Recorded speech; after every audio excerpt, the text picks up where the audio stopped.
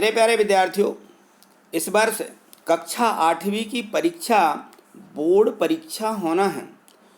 तो इस बोर्ड परीक्षा के लिए राज्य शिक्षा केंद्र ने वर्ष 2020 में सभी विषयों के प्रश्न बैंक जारी किए थे और कक्षा 8वीं की जो बोर्ड परीक्षा थी 2020 में इसी प्रश्न बैंक में से प्रश्न पत्र पूछा गया था। इस वर्ष जो है कक्षा 8वीं की परीक्षा बोर्ड परीक्षा है, इन्हीं प्रश्न बैंकों में से प्रश्न आने हैं। इसलिए मैं आज आपको ये कक्षा 8वीं की गणित का प्रश्न बैंक लेकर के आया हूँ। देखिए, इनमें जो प्रश्न हैं, इन प्रश्नों की हम तैयारी इन्हीं प्रश्न बैंकों में से करेंगे। तो देखिए, जो ये प्रश्न बैंक गणित का दिया गया है, इनके प्रश्नों को देखिए। तो यहाँ जो दिए गए हैं, देखिए, ये जो प्रश्न 11वां 12वां ये जो प्रश्न दिए गए हैं, ये प्रश्न हमने जो पिछली वीडियो भाग 2 में बनाई है उसमें ये सभी हमने प्रश्न करवा दिए हैं। आप इनको खोल करके भाग 2 प्रश्न बैंक का हमने दिया है तो उसको आप देख सकते हैं। तो उसमें हमने यहाँ 21 तक के प्रश्न कर दिए हैं। हम देखते हैं आज इस वीडियो में प्रश्न क्रमांक 22 से।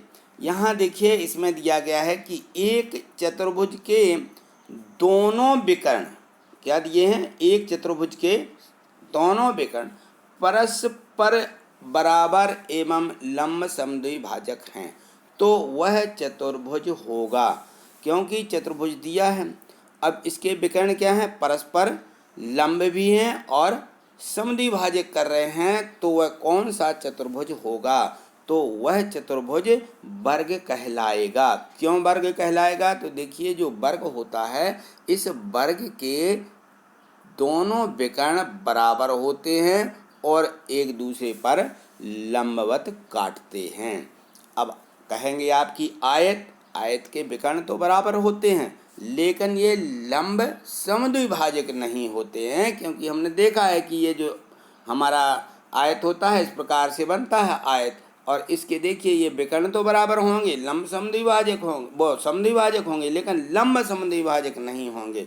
इसमें लिखा है कि लंब समद्विभाजक होते हैं तो वह वर्ग कहलाता है। समचतुर्भुज के विकर्ण भी जो है बराबर नहीं होते हैं, लेकिन इसके लंब समद्विभाजक होते हैं। तो वर्ग के विकर्ण बस बराबर होते हैं और लंब समद्विभाजक होते हैं। ठीक, अगला प्रश्न देखिएगा। ये प्रश्न आपको समझ में आ गया होगा। देखिए, अगला प्रश्न जो इसमें प्रश्न क्रमांक 23 दिया गया है, इस प्रश्न 23 को देखिए। इसमें दिया है कि दी गई संख्या रेखा पर सी द्वारा प्रदत्त परमेय संख्या है। इसमें देखिए, ये जो यहाँ पर संख्या रेखा दी गई है, इस संख्या रेखा पर देखिए यहाँ पे सी ये दिया गया है। इस सी द्वारा प्रदर्शित हमें क्या करना है, इसका हमें बिंदु देखना कि कौन सा है। तो यहाँ देखिए, यहाँ ये 0 लिखा हुआ है और बाएं तरफ ये कितना लिखा है, ये 1 लिखा है। ठीक है ना। 0 और 1 के बीच में कितने खंड किए गए हैं, तो हम गिनती कर लेते हैं कि 1 2 3 4। तो हम प्रत्येक खंड को क्रमशः लिखेंगे कि 1/-1/4, फिर 2/-4, फिर 3/4, फिर यहाँ 4/-4 आ जाएगा। तो यहाँ देखिए, यह जो है सी है, इसका जो है नंबर कितना होना चाहिए, तो यहाँ हम लिखेंगे कि ऋण 1/4। क्यों लिखेंगे ऋण 1/4, क्योंकि ये जो ऋण 1/2 लिखा हुआ है, यह ऋण काट करके इसको ये ऋण 2/4 है। तो इनको हमने काट दिया क्योंकि कट रही थी संख्या, 2 एकम 2 और 2 दूनी 4, तो इसको लिख दिया ऋण 1/2। तो यहाँ कन्फ्यूज नहीं होना है। तो ये सी का क्रमांक कितना होगा, ऋण 1/4 होगा, जो कि हमारे इस ऑप्शन यानी विकल्प डी में दिया गया है। ये डी वाला ऑप्शन हमारा सही है, तो हम यहाँ लिख देंगे उत्तर में कि डी ऋण 1/4, ऐसा इसका उत्तर लिख देंगे। तो मैं आशा करता हूँ कि यह भी प्रश्न आपकी समझ में आ गया होगा। देखिए, अगले प्रश्नों को देखते हैं। तो यहाँ देखिए, प्रश्न क्रमांक जो 24 दिया गया है, इसमें लिखा कि समीकरण 6 बराबर z धन 2, इसका हल क्या है। तो हम देखते हैं कि 6 बराबर z दाएं तरफ लिखा है और धन में 2 लिखा है, तो हम क्या करेंगे, इस 2 का पक्षांतर कर देंगे। तो यहाँ आ जाएगा 6 ऋण 2 बराबर जेड, और 6 में से 2 को घटा लेंगे तो 4 बराबर जेड आ जाएगा, यानी जेड का मान कितना हो जाएगा, 4। ठीक, इतना इसको हल करना है।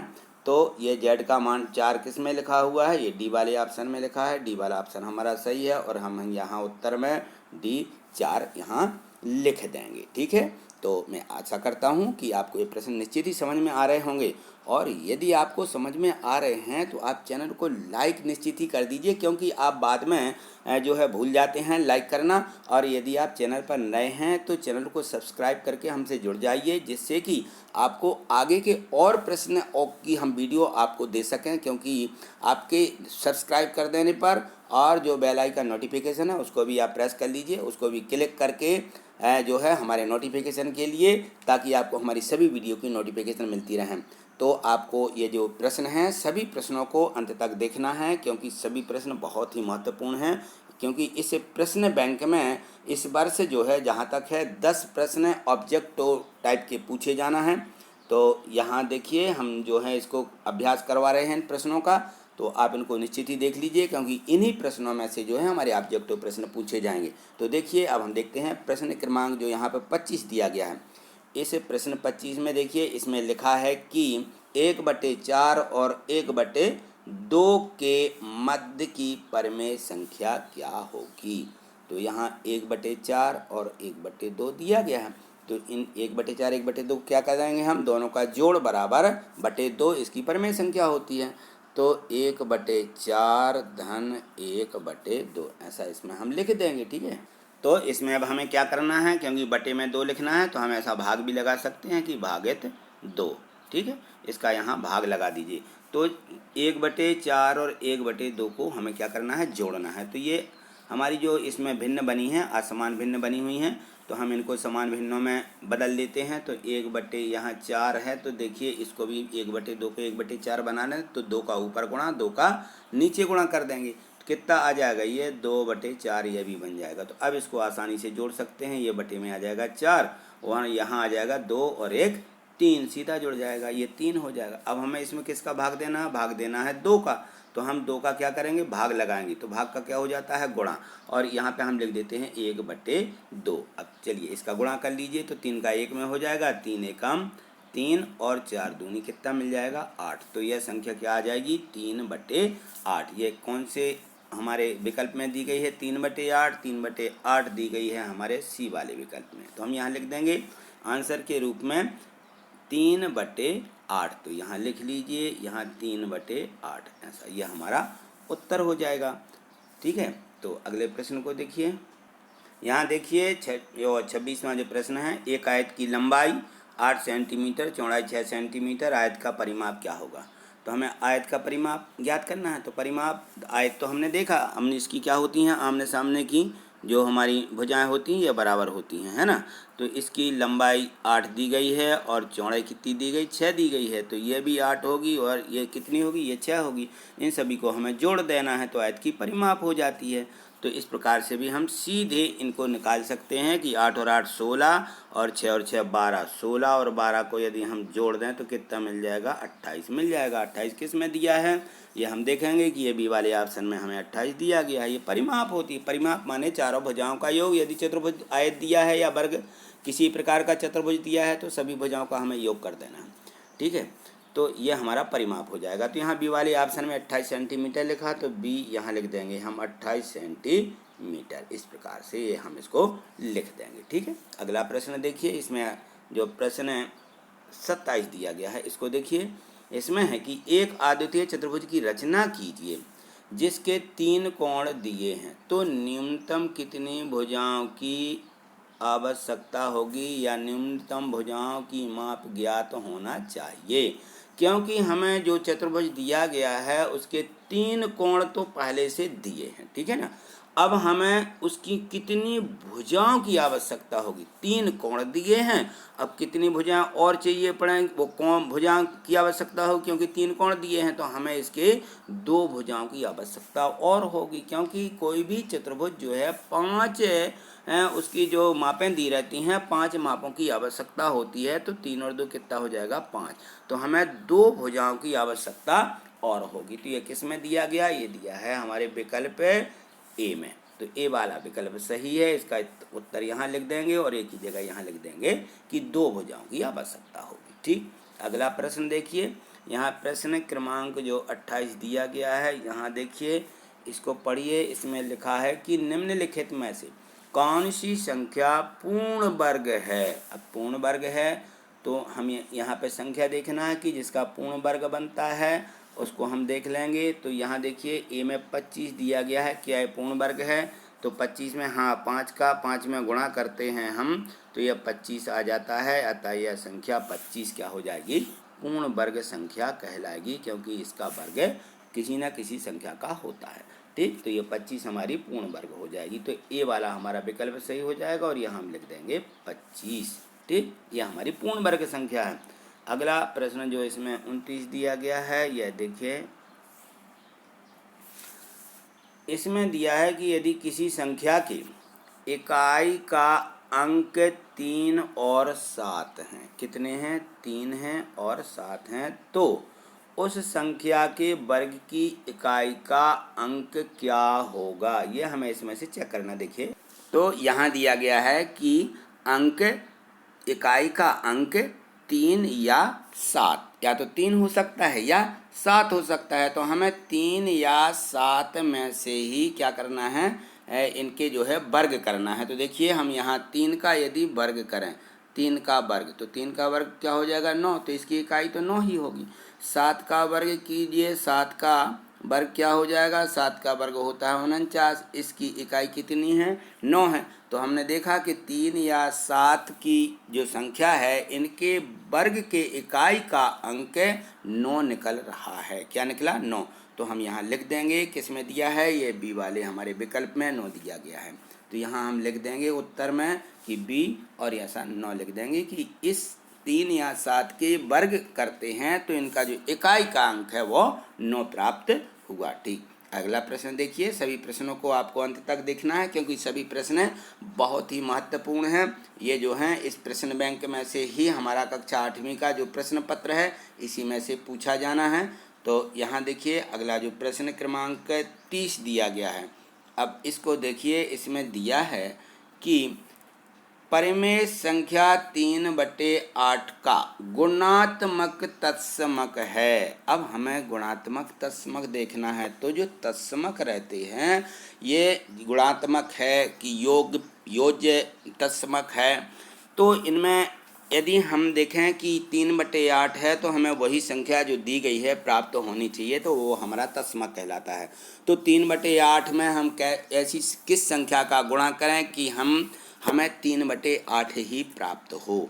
तो 3/8 में यदि हम 1 का गुणा करते हैं तो बराबर में 3/8 ही प्राप्त होगा। तो 1 हमारा क्या कहलाएगा, ये 3/8 का गुणात्मक तत्समक कहलाएगा। तो यहाँ देखिए किस ऑप्शन में दिया, किस विकल्प में दिया, ये दिया गया हमें ए वाले विकल्प में। तो यहाँ ए में, और हम यहाँ उत्तर में लिख देंगे कि 1 हमारा 3/8 का गुणात्मक तत्समक है। यानी किसी भी परिमेय संख्या का या पूर्ण संख्या का या जो हमारे पूर्णांक होते हैं उन सभी संख्याओं के गुणात्मक तत्समक 1 ही होता है। ठीक, अगला प्रश्न देखिए। तो यहाँ देखिए जो प्रश्न क्रमांक 31 दिया गया है, इसको देखिए। यहाँ पे लिखा है कि एक चतुर्भुज की 2 भुजाएं परस्पर समांतर हैं तो चतुर्भुज होगा। तो देखिए हमारे यदि किसी चतुर्भुज की 2 भुजाएं परस्पर क्या होती हैं, समांतर होती, जैसे मान लो ये दोनों समांतर हैं, तो ये हमारी समांतर हो गई। अब इनसे जो चतुर्भुज बनता है उस चतुर्भुज का नाम क्या होगा? तो ऐसा यदि कोई चतुर्भुज बन जाता है तो जिसकी दो भुजाएं बस समांतर हों, बाकी दो भुजाएं असमांतर हों, तो वह हमारा चतुर्भुज समलंब चतुर्भुज कहलाता है। तो यह देखिए किस ऑप्शन में दिया गया, ये दिया गया हमारे डी वाले विकल्प में। तो हम यहाँ लिख देंगे डी और यहाँ लिख देंगे समलंब, ये हमारा समलंब हो जाएगा, समलंब, यहाँ हम समलंब लिख देंगे। तो मैं उम्मीद करता हूँ कि ये जो सभी जो बहुविकल्पीय प्रश्न दिए गए थे आपको समझ में आ गए होंगे। ये वीडियो आपको कैसी लगी एक बार कमेंट्स करके ज़रूर बताइएगा, और यदि आपको ये प्रश्न समझ में आए हैं, वीडियो अच्छी लगी है, तो आप इसको लाइक निश्चित ही कर दीजिए। देखिए ये लाइक का सिंबल बना हुआ है, यहाँ आप क्लिक कर देंगे तो ऐसा दिखने लगेगा। और यदि आपके दोस्त हैं उनको आप भेजना चाहते हैं ये वीडियो, तो ये देखिए यहाँ पे शेयर का निशान बना हुआ है, इसको भी आप क्लिक कर सकते हैं। और यदि आप चैनल पर नए हैं तो चैनल को सब्सक्राइब करके हमसे जुड़ जाइए, जिससे कि आपको हमारी जो वीडियो हैं ये आपको मिलती रहेंगी। तो ये देखिए यहाँ सब्सक्राइब का यहाँ लिखा हुआ है, ये रेड से लिखा रहता है, यदि हम इसको क्लिक कर देते हैं तो आप हमसे क्या होंगे, जुड़ जाएंगे। और यहाँ पे जो बेल आइकन जो नोटिफिकेशन होता है, घंटी सी बनी रहती है, उसको आप क्लिक कर दीजिए और ऑल क्लिक कर दीजिए, तो हमारी वीडियो के जो नोटिफिकेशन है और हमारी वीडियो है वो आपको मिलती रहेंगी। और ये जो चिन्ह रहता है ये रेड से लिखा रहता है, लेकिन ये इस प्रकार से दिखने लगता है। यदि आपके मोबाइल में इस प्रकार से दिखने लगे तो आप निश्चित ही हमसे क्या हैं, जुड़ गए हैं, और हमारे जो नोटिफिकेशन वीडियो के हैं वो आपको निश्चित ही मिलते रहेंगे। तो आज इतना ही, मिलते हैं अगली वीडियो में इसी प्रश्न बैंक के और भी अगले महत्वपूर्ण प्रश्नों के साथ। तो आप निश्चित ही अंत तक बने रहिएगा, हमारी वीडियो देखते रहिएगा। तब तक के लिए नमस्कार, थैंक यू, धन्यवाद।